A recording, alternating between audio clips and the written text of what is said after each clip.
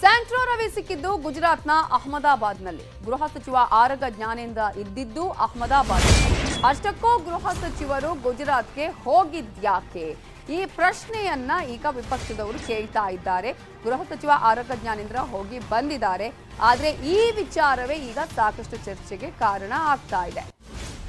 ಗೃಹ ಸಚಿವರು ಬೆಂಗಳೂರಿಗೆ ಬಂದಿದ್ದು ನಿನ್ನೆನಾ ಇವತ್ತ? ನಿನ್ನೆ ಬೆಂಗಳೂರಿಗೆ ಬಂದೆ ಅಂತಿದ್ದಾರೆ ಆರಗ ಜ್ಞಾನೇಂದ್ರ. ಆದ್ರೆ ಇವತ್ತು ಬಂದಿದ್ದು ಅಂತ ಗೃಹ ಸಚಿವರಿಂದಲೇ ಟ್ವೀಟ್ ಕೂಡ ಬಂದಿದೆ. ಹಾಗಾಗಿ ಈಗ ಅನೇಕ ಪ್ರಶ್ನೆಗಳನ್ನ ಹುಟ್ಟು ಹಾಕಿರೋದು. ಹೊರ ದೇಶಕ್ಕೆ ಸ್ಯಾಂಟ್ರೋ ರವಿಯನ್ನ ಗುಜರಾತ್ಗೆ ಕಳುಹಿಸಿದ್ರ? ಸ್ಯಾಂಟ್ರೋನನ್ನ ಸೇಫ್ ಮಾಡಿಸೋಕೆ ಆರಗ ಜ್ಞಾನೇಂದ್ರ ಹೋಗಿದ್ರು. ಕುಮಾರಸ್ವಾಮಿ ಬಾಂಬ್ ಹಾಕಿದ್ದಾರೆ, ಇದು ನಿಜಾನ? ಗೃಹ ಸಚಿವರು ಏನ್ ಹೇಳಿದ್ರು? ಹಾಗಿದ್ರೆ ಕುಮಾರಸ್ವಾಮಿ ಹೇಳಿದ್ದೇನು? ಆರಗ ಜ್ಞಾನೇಂದ್ರ ಅವರ ಟ್ವೀಟ್ಗಳಲ್ಲಿ ಏನಿದೆ? ಎರಡನ್ನೂ ನಿಮ್ಮ ಮುಂದೆ ಇಡ್ತೀವಿ ನೋಡಿ. ಗುಜರಾತ್ನಲ್ಲಿ ಸ್ಯಾಂಟ್ರೋ ಬಂಧನಕ್ಕೂ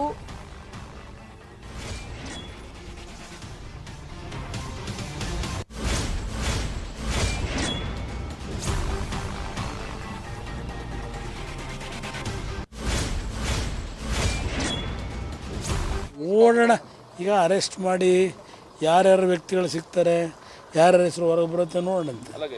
ಅದು ಬಹುಶಃ ನನ್ನ ಅಭಿಪ್ರಾಯದಲ್ಲಿ ಗುಜರಾತ್ನಲ್ಲಿ ಸಿಕ್ಕಿದರೆ, ರಾಜಸ್ಥಾನ ಗುಜರಾತ್ನಲ್ಲಿ ಅಲ್ಲಿಂದ ಏನಾದರೂ ಹೊರದೇಶಕ್ಕೆ ಕಳಿಸ್ಲಿಕ್ಕೋಸ್ಕರವಾಗಿ ಕರ್ಕೊಂಡು ಹೋಗಿದ್ರು ಅನ್ನೋದು ನನಗೆ ಮುಖ್ಯ. ಯಾಕೆಂದರೆ ಇಲ್ಲಿಂದ ಅವನು ಗುಜರಾತ್ ರಾಜಸ್ಥಾನಕ್ಕೆ ಹೋಗೋವರೆಗೆ ಕರ್ನಾಟಕದ ಬಾರ್ಡ್ರಿಂದ ಯಾಕೆ ಬಿಟ್ಟವ್ರು ಯಾರು?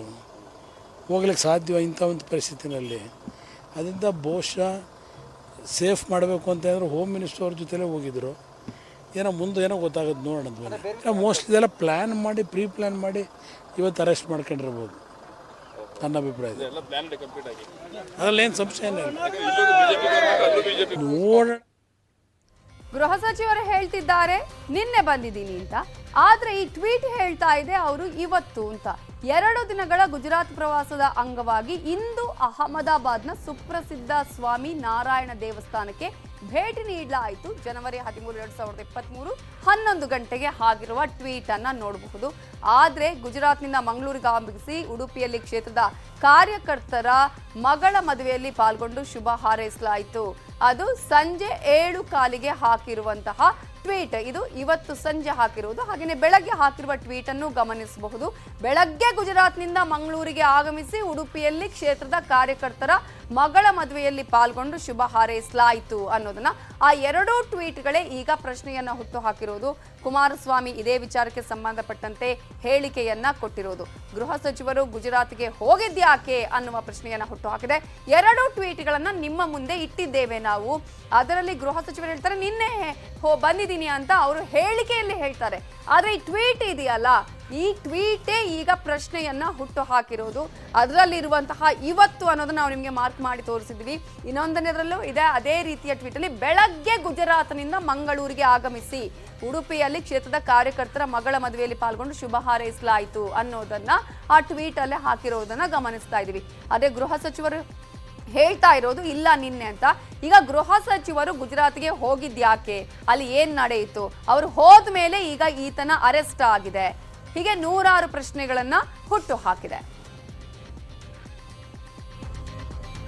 ಇದೇ ವಿಚಾರಕ್ಕೆ ಸಂಬಂಧಪಟ್ಟ ಹಾಗೆ ಗೃಹ ಸಚಿವರಾಗಿರುವ ಆರಗ ಜ್ಞಾನೇಂದ್ರ ಅವರು ಏನ್ ಹೇಳಿದ್ರು ನೋಡಿ. ಎಲ್ಲ ರೀತಿಯ ಪ್ರೊಸೀಜರ್ಗಳನ್ನು ಮಾಡಿ ಕರ್ನಾಟಕಕ್ಕೆ ಅದನ್ನ ಕರ್ಕೊಂಡು ಬರ್ತಾ ಇದ್ದಾರೆ. ಅವನ್ನ ಇಡಲಿಕ್ಕೆ ಮೀನಮೇಷ ಆಗ್ತಾ ಇದೆ, ಯಾವುದೋ ಒತ್ತಡ ಇದೆ ಅಂತ ಹೇಳಿ ಯಾವ ಒತ್ತಡವೂ ಇರಲಿಲ್ಲ. ನಮ್ಮ ಪೊಲೀಸರಿಗೆ ಸ್ವತಂತ್ರ ಒಂದು ಇದನ್ನು ಕೊಡಲಾಗಿತ್ತು. ಹಾಗಾಗಿ ಎಲ್ಲೇ ಇದ್ದರೂ ಹೇಗೆ ಇದ್ದರೂ ಅವನ್ನ ಕರ್ಕೊಂಡು ಬರಬೇಕು, ವಿಚಾರಣೆಗೆ ಗುರಿಪಡಿಸಬೇಕು ಮತ್ತು ಅವನ ಕೃತ್ಯಕ್ಕೆ ಸರಿಯಾದಂಥ ಶಿಕ್ಷೆ ಆಗಬೇಕು ಅನ್ನುವಂಥದ್ದನ್ನು ಹೇಳಲಾಗಿತ್ತು. ಮತ್ತು ಅದೇ ಪ್ರಕಾರ ನಮ್ಮ ಪೊಲೀಸರು 11 ದಿನಗಳ ನಂತರ ಅರೆಸ್ಟ್ ಮಾಡಿದ್ದಾರೆ. ಎಲ್ಲ ಆಯಾಮದಲ್ಲೂ ಅವನ ತನಿಖೆ ನಡೀತದೆ. ಯಾವುದನ್ನು ಕೂಡ ಹೈಡ್ ಮಾಡೋದಿಲ್ಲ. ಅತ್ಯಂತ ಪಾರದರ್ಶಕವಾಗಿ ನಡೆಯುತ್ತೆ. ಅವೆಲ್ಲ ಕಾಕತಾಳೀಯ ನೋಡಿ. ಗೃಹ ಸಚಿವರು ಕೊಟ್ಟಂತಹ ಹೇಳಿಕೆಯನ್ನ ನೀವು ನೋಡಿದ್ದೀರಿ. ಕುಮಾರಸ್ವಾಮಿ ಅವರು ಕೊಟ್ಟ ಹೇಳಿಕೆಯನ್ನ ನೀವು ನೋಡಿದ್ದೀರಿ. ಜೊತೆಗೆ ಟ್ವೀಟ್ ಅನ್ನ ನೀವು ಗಮನಿಸಿದ್ರಿ. ಆ ಟ್ವೀಟ್ ಅಲ್ಲಿ ಯಾವ ವಿಚಾರಗಳು ಮೆನ್ಷನ್ ಆಗಿದೆ, ಯಾವ ದಿನ ಅನ್ನೋದು ಮೆನ್ಷನ್ ಆಗಿದೆ ಅನ್ನೋದನ್ನು ನೀವು ಗಮನಿಸಿದ್ದೀರಿ. ಇದುವೇ ಈಗ ಪ್ರಶ್ನೆಗಳನ್ನ ಹುಟ್ಟು ಹಾಕಿದೆ. ದೇಶದ ಈಗಿನ ಎಲ್ಲಾ ವಂಚಕರಿಗೂ ಗುಜರಾತ್ ನಂಟಿರೋದೇಕೆ ಅನ್ನೋದು ಕಾಂಗ್ರೆಸ್ನ ಪ್ರಶ್ನೆ. ಕರ್ನಾಟಕ ಕಾಂಗ್ರೆಸ್ ಬಿಜೆಪಿಗೆ ಟಾಂಗ್ ಕೊಟ್ಟು ಟ್ವೀಟ್ ಅನ್ನ ಮಾಡಿದೆ. ಎಲ್ಲಾ ವಂಚಕರು ಗುಜರಾತ್ ಮಾಡೆಲ್ನ ಪ್ರಭಾವವೇ, ಇವೆಲ್ಲವೂ ಗುಜರಾತ್ ಮಾಡೆಲ್ನಿಂದ ಅವರು ಪ್ರಭಾವಿತರಾಗಿರೋದೇ ಅನ್ನುವ ಪ್ರಶ್ನೆಯನ್ನ ಕಾಂಗ್ರೆಸ್ ಈಗ ಟ್ವೀಟ್ ಮಾಡಿ ಕೇಳಿದೆ. ಗೃಹ ಸಚಿವರು ಹೋಗಿದ್ದಕ್ಕೂ ರವಿ ಬಂಧನಕ್ಕೂ ಕಾಕತಾಳೀಯವಲ್ಲ. ಗುಜರಾತ್ನಲ್ಲಿ ಸ್ಯಾಂಟ್ರೋ ರವಿ ನಡುವೆ ಅಂದ್ರೆ ನಿಮ್ಮ ನಡುವೆ ಅವರ ನಡುವೆ ನಡೆದಂತಹ ಮಾತುಕತೆಗಳು ಏನು? ವರ್ಗಾವಣೆ ದಂಧೆಯ ಸಾಕ್ಷಿಗಳನ್ನು ಮುಚ್ಚಿಡಲು ಒಪ್ಪಂದ ಮಾಡಿಕೊಂಡಿರಾ? ಏನೆಲ್ಲ ಡೀಲಿಂಗ್ ಆಗಿದೆ? ಅಪರಾಧಕ್ಕೆ ಸಂಬಂಧಪಟ್ಟ ಹಾಗೆ ಗೃಹ ಸಚಿವ ಆರಗ ಜ್ಞಾನೇಂದ್ರ ಅವರು ನಿನ್ನೆ ಗುಜರಾತಿಗೆ ಹೋಗಿರ್ತಾರೆ. ಗೃಹ ಸಚಿವರೊಂದಿಗೆ ಅಲ್ಲಿಗೆ ಹೋಗಿದ್ದಾನೆ ರವಿ ಅನ್ನುವ ಪ್ರಶ್ನೆಯನ್ನ ಕಾಂಗ್ರೆಸ್ ಈಗ ಕೇಳಿದೆ. ಕರ್ನಾಟಕ ಕಾಂಗ್ರೆಸ್ನಲ್ಲಿ ಟ್ವೀಟ್ ಮೂಲಕ ಗೃಹ ಸಚಿವರಿಗೆ ಈಗ ಪ್ರಶ್ನೆಗಳನ್ನ ಕೇಳಲಾಗಿದೆ. ಆತನ ಬಳಿ ಇದ್ದ ಹಲವಾರು ದಾಖಲಾತಿಗಳನ್ನು ತೆಗೆದುಕೊಳ್ಳಲಾಗಿದೆಯಾ ಅನ್ನುವ ಪ್ರಶ್ನೆಯನ್ನ ಕಾಂಗ್ರೆಸ್ ಮಾಡಿದೆ. ಹಾಗೆ ಆರಗ ಜ್ಞಾನೇಂದ್ರ ಅವರು ಗುಜರಾತ್ಗೆ ಹೋಗಿದ್ದು ರಾಜ್ಯದಲ್ಲಿ ವಿಧಿವಿಜ್ಞಾನ ವಿಶ್ವವಿದ್ಯಾಲಯ ಸ್ಥಾಪನೆಗೆ ಸಂಬಂಧಪಟ್ಟಂತೆ ಸಭೆ ನಡೆಸೋಕೆ ಗುಜರಾತ್ನಲ್ಲಿ ರಾಷ್ಟ್ರೀಯ ವಿಧಿವಿಜ್ಞಾನ ವಿಶ್ವವಿದ್ಯಾಲಯದ ಉಪಕುಲಪತಿ ಹಾಗೂ ಹಿರಿಯ ಅಧಿಕಾರಿಗಳ ಜೊತೆ ಸಭೆ ನಡೆಸಿದ್ರು. ವಿಧಿವಿಜ್ಞಾನ ವಿವಿ ಸ್ಥಾಪನೆಯ ಒಪ್ಪಂದಕ್ಕೆ ಸಹಿ ಹಾಕಿ ಬಂದಿದ್ರು.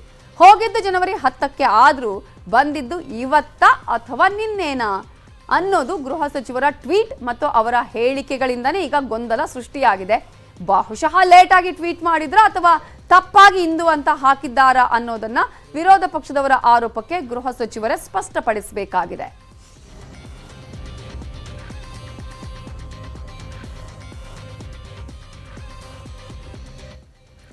ಇನ್ನು ಸ್ಯಾಂಟ್ರೋ ಅರೆಸ್ಟ್ ಸೀನ್ ಹೇಗಿತ್ತು, ಏನೇನಾಯ್ತು ಅನ್ನೋದರ ಕಂಪ್ಲೀಟ್ ರಿಪೋರ್ಟ್ ನಿಮ್ಮ ಮುಂದೆ. ಸ್ಯಾಂಟ್ರೋ ಬಂಧನ ನ್ಯೂಸ್ 18 ಮೆಗಾ ಸ್ಟೋರಿ.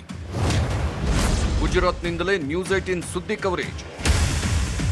ಇದು ನ್ಯೂಸ್ 18 ಗೆ ಸಿಕ್ತಿರುವಂತ एक्सक्लूसिव ಮಾಹಿತಿ. नवीन जी, आपके पास जो कुछ भी इंफॉर्मेशन है आप हमारे साथ शेयर कर सकते हैं. अहमदाबाद क्राइम ब्रांच ने 2 लोगों को हिरासत में ले लिया है.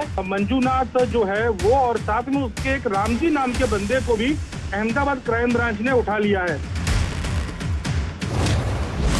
11 ದಿನ 5 ರಾಜ್ಯಗಳಲ್ಲಿ ಸ್ಯಾಂಟ್ರೋ ಕಳ್ಳಾಟ. ಕೊನೆಗೂ ಸಿಕ್ಕಿಬಿದ್ದ ನಟೋರಿಯಸ್ ಬ್ರೋಕರ್.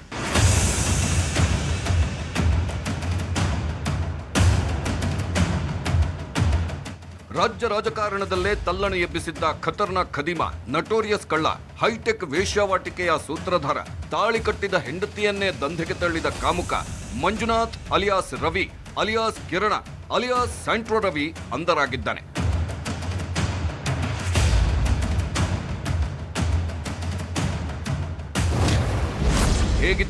ಹೇಗಾಗಿದ್ದಾನೆ ಗೊತ್ತಾ ಸ್ಯಾಂಟ್ರೋ?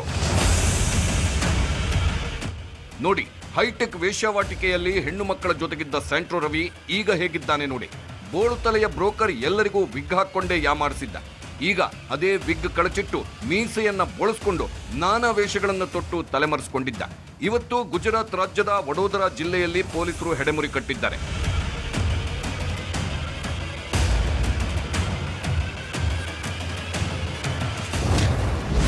ಅರೆಸ್ಟ್ ಆಗೋವರೆಗೂ ಬಿಡಲ್ಲ ಅಂದಿದ್ದ ಎಡಿಜಿಪಿ ಹೇಳಿದಂಗೆ ಅರೆಸ್ಟ್ ಮಾಡಿಸಿದ ಅಲೋಕ್ ಟೀಮ್. ನಾವು ಇಲ್ಲಿ ಬಿಡೋದು ಅವನಿಗೆ ಇಲ್ಲ ಹಿಡ್ಕೊಂಡಿದ್ದು ನಂತರನೇ ಬಿಡ್ತೀನಿ ಅಷ್ಟು ನಿಮಗೆ. ನಾನು ಈ ಸರ್ತಿ ಅವ್ರಿಗೆ ಹಿಡ್ಕೊಂಡೇ ಮಾತ್ರ ಹೋಗ್ತೀನಿ, ಹಿಡದೆ ನಾನು ಹೋಗೋದಿಲ್ಲ. ಬೆಳಿಗ್ಗೆ ಹೇಳಿಕೆ ಕೊಟ್ಟಿದ್ದ ಎಡಿಜಿಪಿ ಅಲೋಕ್ ಕುಮಾರ್ ಸಂಜೆ ಅರೆಸ್ಟ್ ಆಗಿರೋದನ್ನ ಖಚಿತಪಡಿಸಿದ್ರು. ಬೋಳು ತಲೆಯ ಬ್ರೋಕರ್ ಇವನೇ, ರಾಜಕೀಯದಲ್ಲೇ ತಲ್ಲಣೆ ಎಬ್ಬಿಸಿದ್ದ ಸ್ಯಾಂಟ್ರೋ ರವಿ ಇವನೇ ಅಂದ್ರು. ಅವನು ಅಷ್ಟು ಹೊಸ ಅವನು ಇಲ್ಲ, ಅವನಿಗೆ ಎಲ್ಲ ಇದು ಕ್ರಿಮಿನಲ್ ಮೈಂಡ್ ಏನಿದೆ ಭಾಳ ಹಳೆ ಇದೆ. ಸೊ ಅವನಿಗೆಲ್ಲ ಗೊತ್ತು ಯಾವತ್ತು ಎಸ್ಕೇಪ್ ಆಗಬೇಕು, ಎಲ್ಲಿ ಫರಾರಿ ಆಗಬೇಕು ಎಲ್ಲ ಅವನಿಗೆ ಗೊತ್ತಿತ್ತು.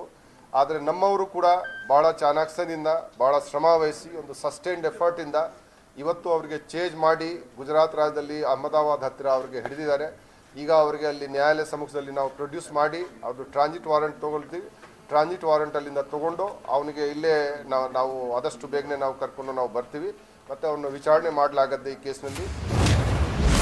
ಸ್ಯಾಂಟ್ರೋ ಬಂಧನ ಹೆಂಡತಿ ದೂರಿನ ಮೇಲಷ್ಟೇ. ಒಡನಾಡಿ ಸಂಸ್ಥೆ ಪತ್ನಿ ಕೊಟ್ಟಿದ್ದ ಕೇಸ್ನಲ್ಲಷ್ಟೇ ಬಂಧನ. ಅಚ್ಚರಿ ಅನ್ನಿಸಬಹುದು, ಆದ್ರೆ ಇದೇ ಸತ್ಯ. ಸ್ಯಾಂಟ್ರೋ ರವಿಯನ್ನ ಬಂಧಿಸಿರೋದು ಆತನ 2ನೇ ಪತ್ನಿ ಕೊಟ್ಟಿದ್ದ ದೂರಿನ ಆಧಾರದಲ್ಲಿ. ಅತ್ಯಾಚಾರ ಮಾಡಿ ನನ್ನನ್ನ ಬಲವಂತವಾಗಿ ಮದುವೆ ಆದ, 2 ಬಾರಿ ಬಲವಂತವಾಗಿ ಗರ್ಭಪಾತ ಮಾಡಿಸಿದ್ದ, ದುಡ್ಡಿಗಾಗಿ ಪರಪುರುಷರ ಜೊತೆ ಮಲಗು ಅಂತಿದ್ದ, ಒಪ್ಪದಿದ್ದಾಗ ನನ್ನ ಮೇಲೆ ದೈಹಿಕವಾಗಿ ಹಲ್ಲೆ ಹಿಂಸೆ ಮಾಡುತ್ತಿದ್ದ, ಅತ್ಯಾಚಾರ ನಡೆಸಿ ನನ್ನನ್ನ ವೇಶ್ಯಾವಾಟಿಕೆಗೆ ತಳ್ಳಿದ್ದ. ಆತನ ಕೃತ್ಯದಿಂದ ನಾನು ಮಾರಕ ರೋಗಕ್ಕೆ ತುತ್ತಾಗಿದ್ದೇನೆ. ಇದು ಸ್ಯಾಂಟ್ರೋ ರವಿ 2ನೇ ಪತ್ನಿ ಕೊಟ್ಟಿದ್ದ ದೂರಿನ ಪ್ರಮುಖಾಂಶ. ಇದೇ ಕೇಸ್ನಲ್ಲಷ್ಟೇ ಸ್ಯಾಂಟ್ರೋ ರವಿಯನ್ನ ಬಂಧಿಸಲಾಗಿದೆ. ಯಾರು ಅಧಿಕಾರಿ ಈ ಹೆಣ್ಣು ಮಗಳನ್ನ ಆಸೆ ಪಟ್ಟ, ಮತ್ತೆ ಹೇಗೆ ಜೈಲು ಒಳಗಡೆ ನುಸುಳ್ಕೊಂಡ, ಹೇಗೆ ಸುಳ್ಳು ಕೇಸನ್ನ ದಾಖಲಿಸಲಿಕ್ಕೆ ಅನುಕೂಲ ಮಾಡಿಕೊಟ್ಟ ಅಧಿಕಾರಿಗಳು, ಈ ಹಿಂದೆಯೂ ಕೂಡ ಸಬ್ ಇನ್ಸ್ಪೆಕ್ಟರ್ ಮಗಳಿಗೂ ಕೂಡ ಇದೇ ರೀತಿಯಾದಂತ ಸುಳ್ಳು ಪ್ರಕರಣವಾಕಿ ಆ ಮಗಳು ಕೂಡ ಈಗ ಬೀದಿ ಪಾಲಾಗುವ ಹಾಗೆ ಮಾಡ್ದ. ಈ ಎಲ್ಲ ಅಂಶಗಳು ಈ ಅಧಿಕಾರಿಗಳ ಮಖವಾಡಗಳು ಬಯಲಾದ್ರೆ ಅತ್ಯಂತ ಉತ್ತಮವಾದದ್ದು. ಕುಮಾರಸ್ವಾಮಿ ಹೇಳಿದ್ದ ಬಾಂಬೆ ಕಥೆ ಏನಾಯ್ತು? ಸ್ಯಾಂಟ್ರೋ ಬಂಧನ ರಾಜಕಾರಣಿಗಳಿಗೆ ಭಯಾನ? ಈ ಸರ್ಕಾರದಲ್ಲಿ ಇರ್ತಕ್ಕಂಥ ಯಾವ್ಯಾವ ಮಂತ್ರಿಗಳಿಗೂ ಈ ಸ್ಯಾಂಟ್ರೋ ರವಿಗೂ ಸಂಬಂಧ ಏನು, ಮುಖ್ಯಮಂತ್ರಿಗಳು ಜನತೆ ಮುಂದೆ ಇಡಬೇಕು ಅನ್ನೋದನ್ನ ಆಗ್ರಹ ಮಾಡ್ತಾ ಇದ್ದೇನೆ. 12 ಜನನ್ನ ಮೈತ್ರಿ ಸರ್ಕಾರ ತೆಗಿಲಿಕ್ಕೆ ಪಾಪ ಕರ್ಕೊಂಡೋದ್ರಲ್ಲ ಹೆಣ್ಮಕ್ಳನ್ನ, ಯಾರಪ್ಪ ಕರ್ಕೊಂಡೋದರು? ಇಡ್ತೀರ ಸತ್ಯನ ಬೊಮ್ಮಾಯಿಯವರೇ? ಕುಮಾರಸ್ವಾಮಿ ಅವರು ಈ ಆರೋಪದ ಬಗ್ಗೆ ಯಾವುದೇ ದೂರು ದಾಖಲಾಗಿಲ್ಲ. ಯಾವ ರಾಜಕಾರಣಿಯೂ ನನ್ನ ಸಿಡಿ ಅವನತ್ರ ಇದೆ ಅಂತ ಹೇಳಿಲ್ಲ. ಹೀಗಾಗಿ HDK ಆರೋಪದ ವಿಷಯದಲ್ಲಿ ದೂರು ದಾಖಲಾದ್ರೆ ಅಥವಾ ವಿಚಾರಣೆ ವೇಳೆ ಸ್ಯಾಂಟ್ರೋ ರವಿಯೇ ಬಾಯ್ಬಿಟ್ರೆ ತನಿಖೆ ಮಾಡ್ತೀವಿ ಅಂತಿದ್ದಾರೆ ಎಡಿಜಿಪಿ. ಅವನು 11 ತಿಂಗಳ ಜೈಲಿನಲ್ಲಿ ಇದ್ದ. ಎಷ್ಟು ಕ್ರಿಮಿನಲ್ ಬುದ್ಧಿ ಅವನಿಗೆ ಇರಬೇಕು, ಯಾವತ್ತು ಎಸ್ಕೇಪ್ ಆಗಬೇಕು, ಯಾವತ್ತು ಫರಾರಿ ಆಗಬೇಕು, ಇದು ಎಲ್ಲ ನಮ್ಮ ಪ್ರಕಾರ ಅವ್ರಿಗೆ ಚೆನ್ನಾಗೇ ಗೊತ್ತಿದೆ. ಅದಕ್ಕಾಗಿ ಪೊಲೀಸ್ನವರಿಗೆ ಸ್ವಲ್ಪ ತಡ ಆಯಿತು. KS Manjunath Elia Santro Ravi ಮತ್ತು ಇವರ ಜೊತೆಗೆ ಇನ್ನೂ ಇಬ್ಬರು, ಒಬ್ರು ರಾಮ್ಜಿ, ಅವನದು ಊರು ಗುಜರಾತ್ನೇ ಇದೆ ಮೂಲತಃ, ಆದರೆ ಕೊಚ್ಚಿನಲ್ಲಿ ಇರ್ತಾನೆ ಅವನು, ಪ್ಲಸ್ ಸತೀಶ್ ಅವನು ಕರ್ನಾಟಕದವನು. ಸೊ ಇವರು 3 ಜನ ಒಂದೇ ಸತಿ ಇದ್ದಾಗ ನಾವು 3 ಜನಕ್ಕೆ ನಾವು ದಸ್ತಗಿರಿ ಮಾಡ್ತಾ ಇದ್ವಿ, ಅವರಿಗೆ ಪ್ರೊಡ್ಯೂಸ್ ಮಾಡ್ತಾ ಇದ್ವಿ. ರಾಜಕಾರಣಿಗಳಿಗೆ, ಉದ್ಯಮಿಗಳಿಗೆ, ಅಧಿಕಾರಿಗಳಿಗೆ ಜಾಗ್ವಾರ್, ಆಡಿ, ಬೆಂಜ್ ಹೆಸರಲ್ಲಿ ಹುಡುಗಿಯರನ್ನ ಕಳಿಸ್ತಿದ್ದ ಬ್ರೋಕರ್ ಈಗ ಅಂಧರಾಗಿದ್ದಾನೆ. ಆದ್ರೆ ಎಲ್ಲರ ಬಣ್ಣ ಬಯಲಾಗುತ್ತಾ, ಇಲ್ಲ ದಂಧೆಕೋರನ ಹತ್ತಿರವಿದೆ ಅಂತಿರೋ ಸಾಕ್ಷಿಗಳೆಲ್ಲ ಸಮಾಧಿ ಆಗುತ್ತಾ ಗೊತ್ತಿಲ್ಲ. ಆದ್ರೆ ಸ್ಯಾಂಟ್ರೋ ಬಂಧನ ದೊಡ್ಡ ಸಂಚಲನ ಸೃಷ್ಟಿಸಿರೋದಂತೂ ಸತ್ಯ. Bureau report, news 18. 2ನೇ ತಾರೀಕು ಈತನ ವಿರುದ್ಧ ದೂರು ದಾಖಲಾಗ್ತಾ ಇದ್ದಂತೆ ಈತ ಎಸ್ಕೇಪ್ ಆಗೋದಕ್ಕೆ ಯಾವೆಲ್ಲ ದಾರಿಯನ್ನ ಈತ ಅನುಸರಿಸಿದ ಅಂತ ನಾವು ನೋಡ್ತಾ ಹೋಗೋದಾದ್ರೆ, ಎಲ್ಲೆಲ್ಲಿ ಹೋದ? 2ನೇ ಪತ್ನಿ ದೂರು ಕೊಡ್ತಾ ಇದ್ದಂತೆ ಈತ ಎಸ್ಕೇಪ್ ಆಗ್ತಾನೆ. ಎಲ್ಲೆಲ್ಲಿ ಎಸ್ಕೇಪ್ ಆದ? ಮೈಸೂರಿನಿಂದ ಆತ ಎಲ್ಲೆಲ್ಲಿ ಹೋದ ಅನ್ನೋದನ್ನ ನಾವು ನೋಡ್ತಾ ಹೋಗ್ಬೋದು. ಮೊಬೈಲ್ ಸ್ವಿಚ್ ಆಫ್ ಮಾಡ್ಕೊಂಡಿದ್ದ ಈತ ಮೈಸೂರಿನಲ್ಲಿಯೇ ಆತ ತನ್ನನ್ನು ತಾನು ರಕ್ಷಿಸಿಕೊಳ್ಳುವಂತಹ ಪ್ರಯತ್ನ ಮಾಡ್ತಾನೆ. ಅಲ್ಲಿಂದ ಆತ ನೇರವಾಗಿ ಮಂಡ್ಯಗೆ ಹೋಗ್ತಾನೆ. ಅಲ್ಲಿ ತನ್ನ ಸ್ನೇಹಿತನ ಫಾರ್ಮ್ ಹೌಸ್ನಲ್ಲಿದ್ದಂತಹ ಮಾಹಿತಿ ಕೂಡ ಇದೆ. ಪೊಲೀಸರಿಂದ ಇಬ್ಬರನ್ನ ಆ ಸಂದರ್ಭದಲ್ಲಿ ವಶಕ್ಕೆ ಪಡೆದು ವಿಚಾರಣೆಯನ್ನೂ ಮಾಡಲಾಗತ್ತೆ. ಮೈಸೂರು ಮಂಡ್ಯದಿಂದ ನೇರವಾಗಿ ಆತ ಹೋಗೋದು ಕೇರಳಕ್ಕೆ. ಕೇರಳದಲ್ಲಿ ಈತ ತಲೆಮರೆಸಿಕೊಂಡಿದ್ದ ಅನ್ನೋದರ ಬಗ್ಗೆ ಪೊಲೀಸರಿಗೆ ಮಾಹಿತಿ ಸಿಗುತ್ತೆ.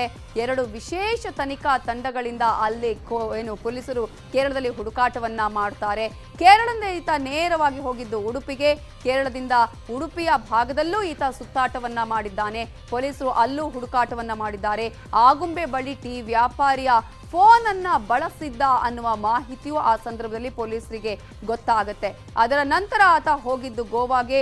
ಉಡುಪಿಯ ಮೂಲಕ ಗೋವಾಗೆ ತೆರಳಿದ್ದ ಮಾಹಿತಿ ಪೊಲೀಸರಿಗೆ ಸಿಗುತ್ತೆ. ಆತನ ಲೊಕೇಶನ್ ಆಗಿರ್ಬೋದು, CDR ಹಾಕಿದಂತಹ ಸಂದರ್ಭದಲ್ಲಿ ಈ ಎಲ್ಲಾ ಮಾಹಿತಿಗಳನ್ನು ಪಡ್ಕೊಂಡಂತಹ ಪೊಲೀಸರು 2 ವಿಶೇಷ ತಂಡಗಳಿಂದ ಶೋಧವನ್ನ ಮಾಡ್ತಾರೆ. ಅಲ್ಲಿಂದ ನೇರವಾಗಿ ಆತ ಹೋಗೋದು ಪುಣೆ, ಮಹಾರಾಷ್ಟ್ರಕ್ಕೆ ಹೋಗ್ತಾನೆ. ಪುಣೆ, ಮಹಾರಾಷ್ಟ್ರದಲ್ಲೂ ಕೂಡ ಪೊಲೀಸರು ಆತನಿಗಾಗಿ ಹುಡುಕಾಟವನ್ನ ಮಾಡ್ತಾನೆ. ರವಿ ಆಪ್ತರಿಗೆ ಫೋನ್ ಅನ್ನ ಮಾಡ್ತಾರೆ. ಮಹಾರಾಷ್ಟ್ರದ ಪುಣೆಯಿಂದ ಆತ ಕಾಲ್ ಮಾಡ್ತಾನೆ. ಪುಣೆಯಿಂದ ಅಲ್ಲಿ ತೀವ್ರ ಹುಡುಕಾಟವನ್ನ ನಡೆಸ್ತಾರೆ. ಸಾಕಷ್ಟು ರೀತಿಯ ಪ್ರಯತ್ನವನ್ನ ಮಾಡಲಾಗತ್ತೆ ಈತನನ್ನ ಹಿಡಿಬೇಕು ಅನ್ನುವ ಕಾರಣಕ್ಕಾಗಿ. ಆ ನಂತರ ಆತ ಹೋಗಿದ್ದೆ ಗುಜರಾತ್ಗೆ. ಪೊಲೀಸರು ಹೇಳುವ ಪ್ರಕಾರ ಆತ ಇವತ್ತು ಅಲ್ಲಿ ಲ್ಯಾಂಡ್ ಆಗಿದ್ದಾನೆ. ಇವತ್ತು ವಡೋದರದ ಗೆಳೆಯನ ಮನೆಯಲ್ಲಿ ಆತ ಪೊಲೀಸರ ಕೈಗೆ ಸಿಕ್ಕಿ ಬಿದ್ದಿದ್ದಾನೆ, ಅರೆಸ್ಟ್ ಆಗಿದ್ದಾನೆ. ಈಗಾಗಲೇ ಆತ ಸೇರಿದಂತೆ ಒಟ್ಟು 4 ವಿರುದ್ಧ ಪೊಲೀಸರು ದೂರನ್ನ ದಾಖಲಿಸಿಕೊಂಡಿದ್ದಾರೆ. 4ರನ್ನ ಅರೆಸ್ಟ್ ಮಾಡಲಾಗಿದೆ. ಇದು ಆತನ ಸುತ್ತಾಟ. ಕೋಲಾರದಲ್ಲಿ ನಿಂತ್ರೆ ಸಿದ್ದರಾಮಯ್ಯ ಸೋಲ್ತಾರೋ ಇಲ್ವೋ ಗೊತ್ತಿಲ್ಲ. ಆದ್ರೆ ಒಂದು ಕ್ಷೇತ್ರದಲ್ಲಿ ನಿಂತ್ರೆ ಸೋಲು ಕಟ್ಟಿಟ್ಟ ಬುತ್ತಿ. ಹೀಗಂತ ಸಿದ್ದರಾಮಯ್ಯ ಮನೆ ದೇವರೇ ಭವಿಷ್ಯ ನುಡಿದಿದೆ. ವಿಪಕ್ಷದವರು, ಸ್ವಪಕ್ಷದವರು ಇದನ್ನೇ ಹೇಳ್ತಿದ್ದಾರೆ.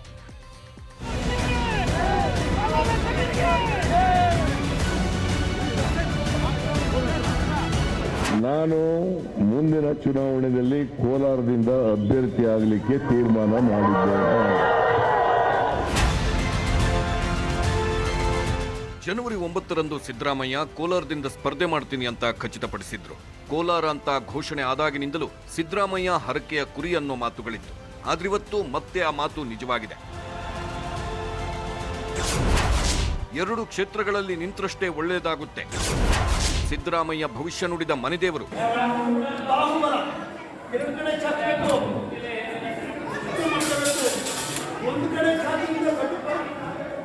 ಮನುಷ್ಯ ತಪ್ಪಾಗುತ್ತೆ. 2 ಕಡೆ ಜಾತಿ ಬರ್ತಾ ಇದ್ದಾರೆ, 2 ಕಡೆ ಬಾಹುಬಾರು ಜಾತಿ ಇದೆ, 2 ಕಡೆ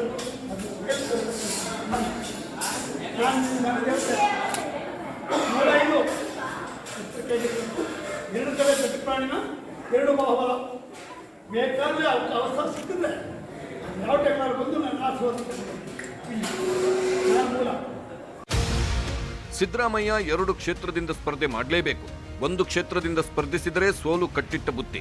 ಹೀಗಂತ ಹೇಳಿದ್ದು ಸಿದ್ದರಾಮಯ್ಯರ ಮನೆದೇವರು ಚೊಟ್ಟನಹಳ್ಳಿಯ ಆದಿನಾಡು ಚಿಕ್ಕಮ್ಮ ದೇವಿ ದೇಗುಲದ ಅರ್ಚಕರು. ಹಿರಿಯ ಪ್ರಾಣಿ 2 ಕಡೆಗೆ ಭುಜಬಲ ಚಾಚಬೇಕು. 1 ಕಡೆ ನಂಬಿ ಮುಂದುವರಿದು ಬೇಡ. 2 ಕಡೆ ಭುಜಬಲ ಚಾಚಿದ್ರೆ ನಾನು ಬೆನ್ನಿಂದ ನಿಂತು 2 ಕಡೆಗೂ ನಾನು ಪಾಸ್ ಮಾಡ್ತೀನಿ. 100 ಜನ ವೈರಿಗಳಿದ್ದಾರೆ, ಅವರಿಗೆಲ್ಲ ಎದುರುದು ಬೇಡ, ನಾನಿದ್ದೀನಿ, ನಿನ್ನ ಮನೆ ಕುಲದೇವತೆ ಅಂತ ಹೇಳಿದಾಳೆ. ಅಮ್ಮನ ನಂಬಿದ್ರೆ 100ಕ್ಕೆ 100% ಒಳ್ಳೇದಾಗುತ್ತೆ. ಅದು ಅವ್ರಿಗೆ ಬಿಟ್ಟಿದ್ದೀನಿ, ನಾನು ಅದ್ರ ಮೇಲೆ ಹೆಚ್ಚಿಗೆ ಹೇಳೋಕ್ಕಾಗಲ್ಲ. ಸಿದ್ದರಾಮಯ್ಯಗೆ ಕೋಲಾರ ಸೇಫ್ ಅಲ್ಲ ಅನ್ನೋದು ಇವತ್ತು ನಿನ್ನೆಯದಲ್ಲ. ಕೋಲಾರ ಕ್ಷೇತ್ರ ಖಚಿತ ಆದ ದಿನವೇ ತಮ್ಮದೇ ಪಕ್ಷದ ಕೋಲಾರ ನಾಯಕ ಮುನಿಯಪ್ಪನವರೇ ವೇದಿಕೆ ಮೇಲೆ ಕಾಲೆಳೆದಿದ್ರು. ನಾನು ನಿಮ್ಗೆ ಇಷ್ಟೇ ಹೇಳೋದು, ಒಂದು ಸಿಸ್ಟಮ್ ಇದೆ. ಪ್ರದೇಶ್ ಎಲೆಕ್ಷನ್ ಕಮಿಟಿ, ಸೀನಿಂಗ್ ಕಮಿಟಿ ಮತ್ತು ಸೆಂಟ್ರಲ್ ಎಲೆಕ್ಷನ್ ಕಮಿಟಿ, ಇವೆಲ್ಲವೂ ಕೂಡ ಒಂದು ಪ್ರೋಸೆಸ್ ಅಲ್ಲಿ ಪ್ರದೇಶ್ ಕಾಂಗ್ರೆಸ್ ಅಧ್ಯಕ್ಷರಾಗಬಹುದು, CLP ನಾಯಕರಾಗಬಹುದು. ಈ ಪ್ರೋಸೆಸ್ ಮುಖಾಂತರನೇ ಆಯ್ಕೆ ಆಗಬೇಕು. ಯಾವಾಗ ಮುನಿಯಪ್ಪ ಹೀಗೆ ಹೇಳಿಕೆ ಕೊಟ್ರೋ ಆಗಿಂದಲೂ ಬಿಜೆಪಿಯವರು ಸಿದ್ದರಾಮಯ್ಯ ಕಾಲೆಳೆಯುತ್ತಿದ್ರು. ಈಗ ಕುಮಾರಸ್ವಾಮಿ ಕೂಡ ಸಿದ್ದರಾಮಯ್ಯಗೆ ಕೋಲಾರ ಸೇಫ್ ಅಲ್ಲ ಅಂತ ಭವಿಷ್ಯ ನುಡಿದಿದ್ದಾರೆ. ಸಿದ್ದರಾಮಯ್ಯ ಕೋಲಾರದ ಹರಕೆಯ ಕುರಿ. ಅವರ ಪಕ್ಷದವರೇ ಅವರನ್ನ ಸೋಲಿಸ್ತಾರೆ. ನನ್ನ ಅಭಿಪ್ರಾಯದಲ್ಲಿ, ಯಾಕಂದ್ರೆ ನಾನು ಕೋಲಾರ ಜಿಲ್ಲೆ ಪ್ರವಾಸ ಮಾಡಿದ್ದೀನಿ, ಆ ಕೋಲಾರ ಜಿಲ್ಲೆ ಜನರ ಭಾವನೆ ತಿಳ್ಕೊಂಡಿದ್ದೀನಿ, ಅದ್ರ ಮೇಲೆ ಹೇಳಿದ್ದೇನೆ. ಅದ್ರ ಮೇಲೆ ನಿಂತ್ಕೊಂಡ್ರೆ ನಾನು ನಿಲ್ಬೇಡಿ ಅಂತ ಹೇಳೋಕ್ಕಾಗತ್ತಾ? ಕೋಲಾರದಲ್ಲಿ ಇರ್ತಕ್ಕಂಥವ್ರು ಇದ್ದಾರಲ್ಲ ನಾಯಕರು, ಅವರಿಗೆ ಇವತ್ತು ಮತ ಪಡೀತಕ್ಕಂಥ ಪರಿಸ್ಥಿತಿ ಇಲ್ಲ. ಇವ್ರನ್ನ ಕರ್ಕೊಂಡೋಗಿ ಅಲ್ಲಿ ಬಲವಂತ ಮಾಡಿ ನಿಲ್ಲಿಸ್ಕೊಳ್ಳಿಕ್ಕೆ ಹೊರಟಿದ್ದಾರೆ. ಅದು ಯಾವುದೇ ಕಾರಣಕ್ಕೂ ಅವರಿಗೆ ಅನುಕೂಲ ಆಗ್ತಕ್ಕಂಥ ಕ್ಷೇತ್ರ ಅಲ್ಲ. ಕ್ಷೇತ್ರಕ್ಕಾಗಿ ಅಲೆದಾಡುವ ಅಲೆಮಾರಿ ಸಾಬ್ರು ಕ್ಷೇತ್ರನೇ ಕೊನೆಗೆ ಗಟ್ಟಿ ನೋಡಿ. ಚಾಮುಂಡೇಶ್ವರಿ ಬೇಡ, ಬಾದಾಮಿ ಹೋಗು, ಬಾದಾಮಿ ಬೇಡ, ಕೋಲಾರಕ್ಕೆ ಬಾ, ಕೋಲಾರ ಬೇಡ ಅಂತಂದ್ರೆ ನಾಳೆ ಅವ್ರ ಗತಿ ಇದನ್ನೇ.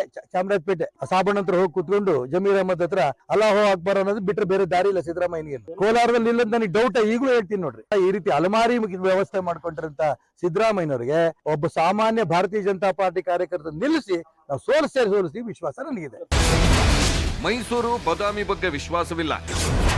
ಈಗಲೂ ಕ್ಷೇತ್ರ ಹುಡುಕಾಡುತ್ತಿದ್ದಾರೆ. ಅವ್ರ 4 ದಶಕಗಳ ರಾಜಕಾರಣದಲ್ಲಿ ಅವರು ಮೈಸೂರಿನ ತನ್ನ ಹೋಮ್ ಕಾನ್ಸ್ಟಿಟ್ಯೂನ್ಸಿನಲ್ಲಿ ನಿಂತು ಗೆಲ್ತೀವಿ ಅನ್ನೋ ವಿಶ್ವಾಸ ಅವರಿಗೆ ಇಲ್ಲ ಅನ್ನೋದು ಸ್ಪಷ್ಟ ಆಗುತ್ತೆ. ಬಾದಾಮಿಯಲ್ಲಿ ಅವಕಾಶ ಕೊಟ್ಟಂತ ಆ ಕ್ಷೇತ್ರದಲ್ಲಿ ಮತ್ತೆ ಗೆದ್ದು ಬರ್ತೀವಿ ಅನ್ನುವಂತ ವಿಶ್ವಾಸ ಇಲ್ಲ ಅನ್ನೋದು ಸ್ಪಷ್ಟ ಆಗುತ್ತೆ. 2 ಕಡೆಗಳಲ್ಲಿ ಸೋಲ್ತೀನಿ ಅನ್ನೋದು ಗ್ಯಾರಂಟಿ ಇರೋದ್ರಿಂದ ಹೊಸ ಕ್ಷೇತ್ರದ ಹುಡುಕಾಟದಲ್ಲಿದ್ದಾರೆ. ನೋಡೋಣ, ಸವಾಲನ್ನ ಕೋಲಾರ ಜನತೆ ಸ್ವೀಕಾರ ಮಾಡ್ತಾರೆ. ಆ ಕಡೆ ಡಿಕೆಶಿ, ಈ ಕಡೆ HDK ಕತ್ತಿ ಮಸೀತವ್ರೆ. ವಿಷಬೀಜ ಬಿತ್ತೋರಿಗೆ ಗಂಟು ಮೂಟೆ ಕಟ್ತೀವಿ ಮುನಿಸ್ವಾಮಿ. ಕಾಂಗ್ರೆಸ್ ಪಕ್ಷದಲ್ಲಿರ್ತಕ್ಕಂಥವರು DK ಶಿವಕುಮಾರ್ ನಾಯಕತ್ವದಲ್ಲಿ ಅವ್ರನ್ನ ಸೋಲಿಸಬೇಕು ಅನ್ನೋ ಲೆಕ್ಕಾಚಾರದಲ್ಲಿ ಡಿಸೈಡ್ ಮಾಡಿದ್ದಾರೆ. JDS ಅಲ್ಲಿ ಕುಮಾರಸ್ವಾಮಿ ಅವರೂ ರಿವೆಂಜ್ ತೀರಿಸ್ಕೊಬೇಕು ಅನ್ನೋ ಲೆಕ್ಕಾಚಾರದಲ್ಲಿ ಅಲ್ಲಿ ಯಾವ ರೀತಿ ಸೋಲಿಸಬೇಕು ಅಂತ ಅವರೂ ಇದು ಮಾಡ್ತಾ ಇದ್ದಾರೆ. ಜಾತಿಗಳ ಮಧ್ಯೆ ವಿಷ ಬೀಜ ಬಿತ್ತಂತ ಸಿದ್ದರಾಮಯ್ಯ ಇದ್ದಾರೆ. ಇವರು ಕೊನೆ ಆಟ ಏನಾಗಿದೆ, ಇಲ್ಲಿ ಗಂಟು ಮುಟ್ಟೆ ಕಟ್ಟಿ ಕಳಿಸೋದಕ್ಕೆ ನಮ್ಮ ಕೋಲಾರ ವಿಧಾನಸಭಾ ಕ್ಷೇತ್ರದಲ್ಲಿ ಜನ ರೆಡಿ ಇದ್ದಾರೆ. ಕೋಲಾರದಲ್ಲಿ ಸಿದ್ದರಾಮಯ್ಯ ನಿಂತ್ರೆ KH ಮುನಿಯಪ್ಪ ಶಕ್ತಿಗೆ ಭಂಗ. ಸಿದ್ದರಾಮಯ್ಯ ಗೆದ್ದು ಬಿಟ್ರೆ DK ಶಿವಕುಮಾರ್ CM ಕುರ್ಚಿ ಆಸೆಗೆ ಭಂಗ. ಸಿದ್ದರಾಮಯ್ಯ ಗೆದ್ರೆ JDSಗೂ ಭಂಗ, ಬಿಜೆಪಿಯವರಿಗೂ ಮುಖಭಂಗ. ಹಾಗಾಗಿನೇ ಸಿದ್ದರಾಮಯ್ಯ ಸೋಲನ್ನೇ ಎಲ್ಲರೂ ಎದುರು ನೋಡುತ್ತಿದ್ದಾರೆ. ಈಗ ಎಲ್ಲವನ್ನ ಮೆಟ್ಟಿ ನಿಂತು ಕೋಲಾರದಿಂದಲೇ ಸ್ಪರ್ಧೆ ಮಾಡ್ತಾರಾ, ಕ್ಷೇತ್ರ ಬದಲಿಸ್ತಾರಾ, ಅಥವಾ ಡಬಲ್ ಕ್ಷೇತ್ರಕ್ಕಾಗಿ ಹೊಸ ಬೇಡಿಕೆ ಇಡ್ತಾರಾ ಅನ್ನೋದನ್ನ ಕಾಲವೇ ಉತ್ತರಿಸಲಿದೆ. Bureau report, news 18. ಜೆಡಿಎಸ್ನ ಕುಮಾರಸ್ವಾಮಿ ಭರ್ಜರಿ ಪಂಚರತ್ನ ರಥಯಾತ್ರೆ ಮಾಡ್ತಿದ್ದಾರೆ. ಆದ್ರೆ ಜೆಡಿಎಸ್ಗೆ 123 ಸ್ಥಾನ ಕೊಡಿಸೋಕೆ ದೇವೇಗೌಡರು ಮನೆಯಲ್ಲೇ ಕೂತು ಭರ್ಜರಿ ಪ್ಲಾನ್ ಮಾಡ್ತಿದ್ದಾರೆ. ಗೌಡ್ರ ಪ್ಲಾನ್ ಏನು, ಬನ್ನಿ ನೋಡೋಣ. ಅಹಿಂದ ಮತಗಳಿಗೆ ಗೌಡರ ದೊಡ್ಡ ಗಾಳ. ಕಾಂಗ್ರೆಸ್ ನಾಯಕರಿಗೆ ಟೆನ್ಷನ್.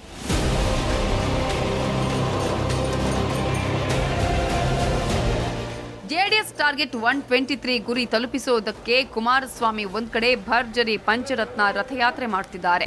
ಜನರನ್ನ ಸೆಳೆಯೋ ಕೆಲಸಕ್ಕೆ ಹಗಲಿರುಳು ಪ್ರಯತ್ನ ಮಾಡ್ತಿದ್ದು ಜನರಿಂದಲೂ ಭರ್ಜರಿ ರೆಸ್ಪಾನ್ಸ್ ಸಿಗ್ತಿದೆ. ಆದ್ರೆ ಇನ್ನೊಂದ್ ಕಡೆ ಸದ್ದಿಲ್ಲದೆ ಮಾಜಿ ಪ್ರಧಾನಿ ದೇವೇಗೌಡರು ಕಾಂಗ್ರೆಸ್ ನಂಬ್ಕೊಂಡಿರೋ ಅಹಿಂದ ಮತಗಳನ್ನು ಸೆಳೆಯೋದಿಕ್ಕೆ ನೀಲನಕ್ಷೆ ರೆಡಿ ಮಾಡಿದ್ದಾರೆ.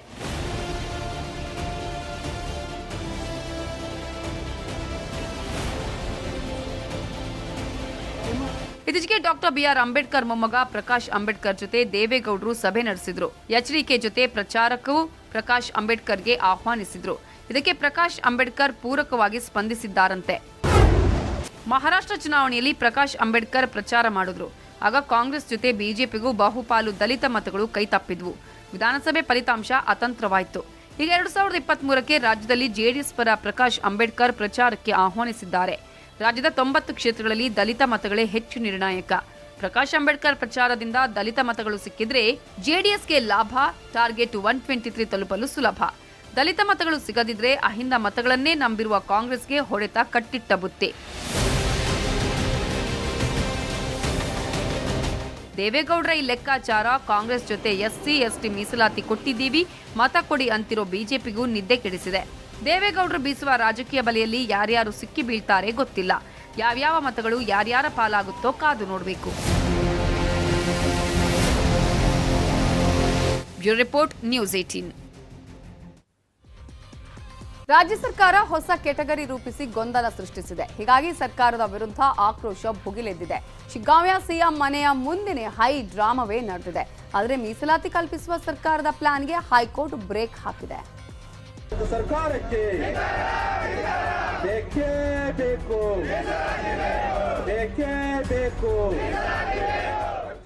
ಬೇಕೇ ಬೇಕು, ಮೀಸಲಾತಿ ಬೇಕು. ಜೈ ಪಂಚಮಸಾಲಿ, ಜೈ ಜೈ ಪಂಚಮಸಾಲಿ ಅಂತ ಘೋಷಣೆ ಕೂಗಿದ್ರು.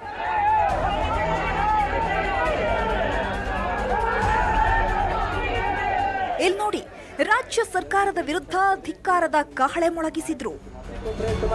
ಸರ್ಕಾರಕ್ಕೆ ಬೇಕೇ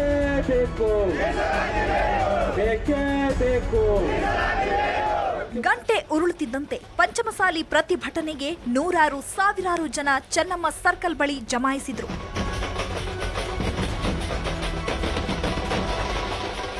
ಪಂಚಮಸಾಲಿ ಮೀಸಲಾತಿ ಕೇಳಿದ್ರೆ ಹೊಸ ಕೆಟಗರಿ ಸೃಷ್ಟಿಸಿ ಕಳ್ಳಾಟ ಆಡಿದ ಸರ್ಕಾರ ಅಂತ ಪಂಚಮಸಾಲಿಗಳು ರೊಚ್ಚಿಗೆದ್ದ ಪರಿಯಿದು.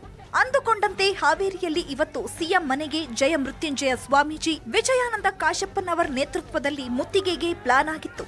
ಆದರೆ ಪೊಲೀಸರು ಅವಕಾಶ ಕೊಡಲಿಲ್ಲ.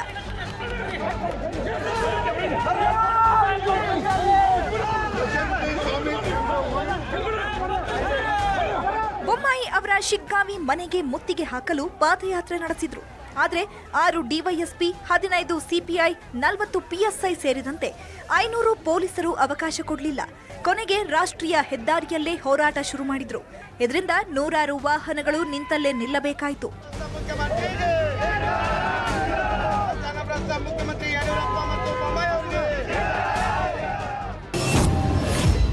ಬಿಜೆಪಿ ಶಾಸಕರಿಂದಲೂ ಸರ್ಕಾರಕ್ಕೆ ಧಿಕ್ಕಾರ.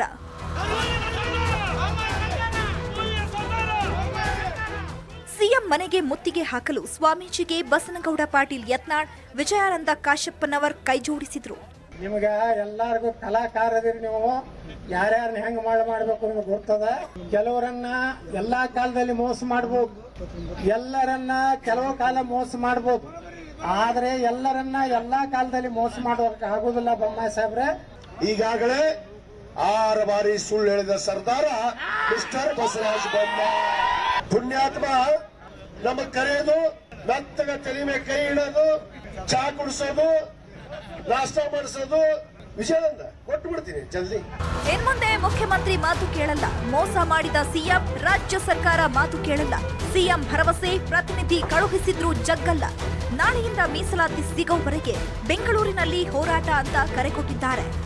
ನಮ್ಮ ಪಂಚಮಸಾಲಿ ಸಮಾಜಕ್ಕೆ ಮೀಸಲಾತಿ ಕೊಡುವುದಾಗಿ ನಂಬಿಸಿ ಮೋಸ ಮಾಡಿರುವಂತ ಮುಖ್ಯಮಂತ್ರಿಗಳ ನೀತಿಯನ್ನ ಖಂಡಿಸಿ ನಾಳೆಯಿಂದ ಬೆಂಗಳೂರಿನ ಸ್ವತಂತ್ರ ಉದ್ಯಾನವನದಲ್ಲಿ ಬೆಳಗ್ಗೆ 9 ಗಂಟೆಯಿಂದ ಸಂಜೆ 6 ವರೆಗೆ ನಿರಂತರವಾಗಿರ್ತಕ್ಕಂಥ ಧರಣಿ ಸತ್ಯಾಗ್ರಹ ಮಾಡಬೇಕು ಅಂತ ಹೇಳಿ ಇವತ್ತು ನಾವೆಲ್ಲರೂ ಕೂಡ ನಿರ್ಣಯ ಮಾಡಿದ್ವಿ. ಸದ್ಯಕ್ಕಂತೂ ಪಂಚಮಸಾಲಿ ಮೀಸಲಾತಿ ಹೋರಾಟ ಮುಗಿಯುವ ಲಕ್ಷಣ ಕಾಣಿಸ್ತಿಲ್ಲ. Bureau report, news 18. ಉತ್ತರಾಖಂಡ್ನ ಜೋಶಿಮಠ ದಿನದಿಂದ ದಿನಕ್ಕೆ ಕುಸಿತಾ ಇದೆ. ಇಸ್ರೋ ನೀಡಿರುವ ಉಪಗ್ರಹ ಚಿತ್ರದಲ್ಲಿ ಈ ಅಂಶ ಬಯಲಾಗಿದೆ. ಡಿಸೆಂಬರ್ 27ರಿಂದ ಜನವರಿ 8ರವರೆಗೆ ಕೇವಲ 12 ದಿನದಲ್ಲಿ ಜೋಶಿಮಠ 5.4 ಸೆಂಟಿಮೀಟರ್ನಷ್ಟು ಭೂಮಿ ಕುಸಿತದಿಂದ ಮುಳುಗಡೆಯಾಗಿದೆ. ಸೇನಾ ಹೆಲಿಪ್ಯಾಡ್ ಮತ್ತು ದೇವಸ್ಥಾನದ ಸುತ್ತಲಿನ ಪ್ರದೇಶದಲ್ಲಿನ ಮಣ್ಣು ಕುಸಿತಗೊಂಡಿದೆ.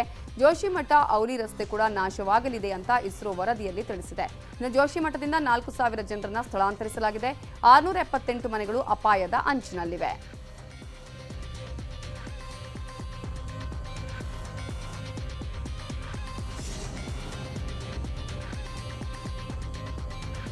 ಜಮ್ಮು ಕಾಶ್ಮೀರದ ರಜೌರಿಯಲ್ಲಿ ಕಳೆದ ವಾರ ಉಗ್ರರು ಊರಿಗೆ ನುಗ್ಗಿ ಜನರ ಮೇಲೆ ಗುಂಡಿನ ದಾಳಿ ನಡೆಸಿದರು.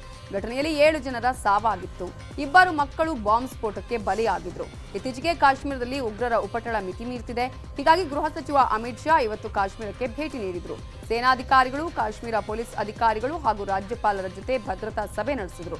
ಜೊತೆಗೆ ಉಗ್ರರ ದಾಳಿಯಲ್ಲಿ ಮೃತಪಟ್ಟಿದ್ದ ಕುಟುಂಬದವರಿಗೂ ಸಾಂತ್ವನ ಹೇಳಿದ ಅಮಿತ್ ಶಾ ಪ್ರಕರಣವನ್ನ ಎನ್ಐಎ ತನಿಖೆ ಮಾಡ್ತಿದೆ, ಭದ್ರತೆ ಬಗ್ಗೆ ಭಯ ಬೇಡ ಅಂತ ಅಭಯ ಕೊಟ್ಟರು. कहना था एक क्षेत्र हमारा है, हम इसको नहीं छोड़ेंगे. कुछ परिवार पाक ऑक्यूपाई कश्मीर से भी आए थे, फिर भी डट कर लड़ने का मूड इतने बड़े हादसे के बाद भी प्रदर्शित होना बहुत बड़ी बात है. जम्मू कश्मीर के सुरक्षा के लिए सुरक्षा के इंतजाम को लेकर एक डिटेल बैठक हुई है. आने वाले दिनों में एक बहुत सुरक्षित ग्रिड